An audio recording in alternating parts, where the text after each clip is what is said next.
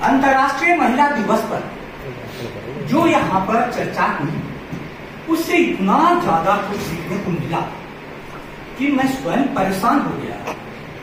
मैं तो आया था समाधान के लिए, लेकिन प्रश्न इतने खड़े हो गए और उस पर से ये कहना कि थोड़ा समय का ध्यान रखें, मेरे साथ ज्यादती है। और एक छोटी सी कविता मेरे जेहन से जो निकली थी उसको रख करके मैं अपना प्रश्न रख रहा हूं। थोड़ा गौर करना है कविता के एक पंक्ति पर, तब मेरे प्रश्न क्लियर होंगे।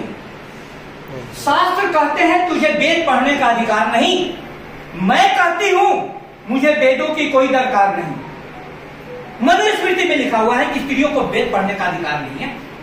शास्त्र कहते हैं तुझे वेद पढ़ने का अधिकार नहीं, मैं कहती हूं मुझे वेदों की कोई दरकार नहीं।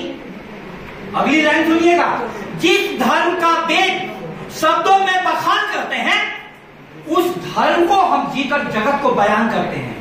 नारियां कहती हैं, मैडम थोड़ा गौर फरमाइए, जिस धर्म का वेद शब्दों में बखान करते हैं उस धर्म को हम जीकर जगत को बयान करते हैं। सब लोग कहते हैं कि नारियां बुद्ध क्यों नहीं बनती, महावीर क्यों नहीं बनती। अगली लाइन गौर कीजिएगा, बुद्ध बनने की हमें कोई ख्वाहिश नहीं है, साधना की कहीं कोई नुमाइश नहीं है। जिन दुखों से भागकर पुरुष बुद्ध कहलाते हैं उनसे गहन दुखों में भी हम मुस्कुराते हैं। ये है नारी, उनसे गहन दुखों में भी हम मुस्कुराते हैं। नारियां पलायन नहीं कर सकती। अर्पिता में या यहां पर आया कि क्यों नारियां मरघट पर नहीं जाती हैं, क्योंकि सृजन उनसे होना है। जिस दिन नारियां विरक्त हो जाएंगी उस दिन सृष्टि रुक जाएगी। अब आगे की लाइन सुनिएगा, किंतु जब मेरी रचना ही मुझे नकारने लगी, जन्म लेने के पहले ही अस्वीकारने लगी, तो मैं यह तेरे लिए संदेश लाई हूं, सृष्टि प्रक्रिया बंद करने का ऊपर से आदेश लाई हूं। पुरुषों को गर्व नहीं मिला, परमात्मा ने नारियों को गर्व दिया है। इसीलिए एक बार कविता लिखी थी, उसमें 2 पंक्तियां, हे परमात्मा तू एक नई सृष्टि इजाद कर दे, पुरुषों को गर्व दे दे, स्त्री को आजाद कर दे, मामला बहुत बिगड़ जाएगा, मामला बहुत बिगड़ जाएगा। फिर अगली लाइन सुनिए, फिर मत तरसना कभी माँ की लोरियों के लिए, मत इंतजार करना रक्षाबंधन की डोरियों के लिए, न तो प्रेमिका बनकर तेरे सुने जीवन में कोई बहार लाएगी, न तो बेटी बनकर कोई आंगन में खिलखिलाएगी। मैं ऐसा कोई भी जिंदगी जीना नहीं चाहूंगा जिसमें माँ नहीं हो, बहन नहीं हो, प्रेमिका नहीं हो, बेटी नहीं हो। अंतिम लाइन है, फिर तू जीते की मौत को तरसेगा, क्योंकि मेरे हिस्से का प्रेम तुझ पर कभी न बरसेगा, मेरे हिस्से का प्रेम तुझ पर कभी न बरसेगा। वोमेन एम्पावरमेंट के कारण नारी को सशक्त करते करते आज इस हालत में हम लोग पहुंच गए हैं।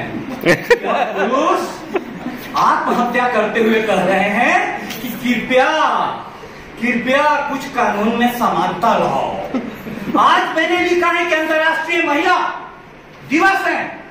मैं आपको भविष्यवाणी कर दूं, यहां से बहुत जल्दी अंतर्राष्ट्रीय पुरुष दिवस भी मनाया जाने लगेगा। अब मेरा प्रश्न यह है कि यह एक दूसरे से आगे निकलने की जो होड़ सशक्तिकरण शब्द ने दे दी है, सशक्तिकरण, सशक्त बना, महिलाएं इतनी सशक्त हो गई, क्या हुआ? सामान्य महिलाओं की स्थिति में कोई परिवर्तन हुआ? नहीं। हर किसी को अपनी लड़ाई स्वयं लड़नी पड़ती है, अपने बुद्धि बल से पांडवी सेना गढ़नी होती है।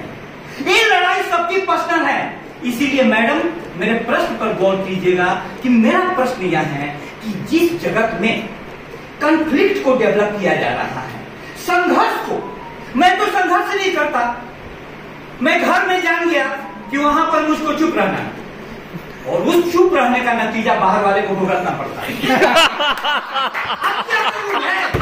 अब इसलिए कि वहां पर चुप रहूंगा तो नाश्ता पानी सब सुरक्षित है, खाना, लेकिन वही एक कारण नहीं है। सच बोल दिया। नाश्ता और खाने के लिए मैं नहीं पढ़ता, लेकिन मैं जानता हूं कि सामने वाला हमसे ज्यादा टैलेंटेड है, हमसे ज्यादा तेज है, तो इसको एक्सेप्ट करने में क्या जाता है। मैंने तो एक्सेप्ट कर लिया, और जो नहीं एक्सेप्ट करेंगे वो भुगतेंगे।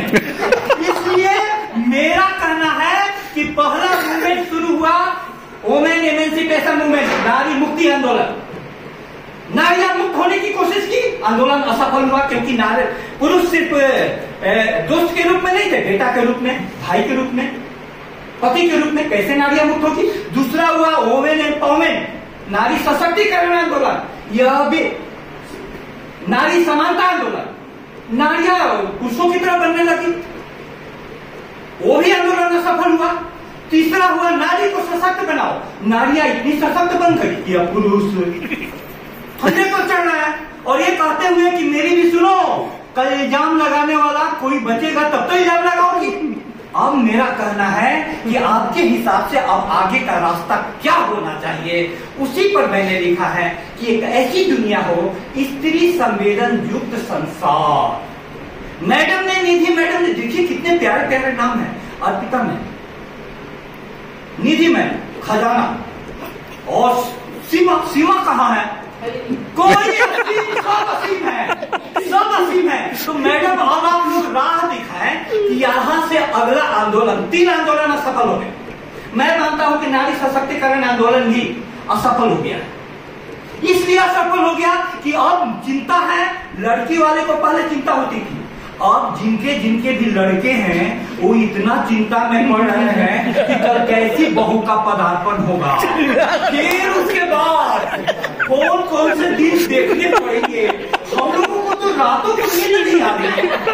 अब मैडम आगे रास्ता दिखाएं। बहुत बहुत धन्यवाद।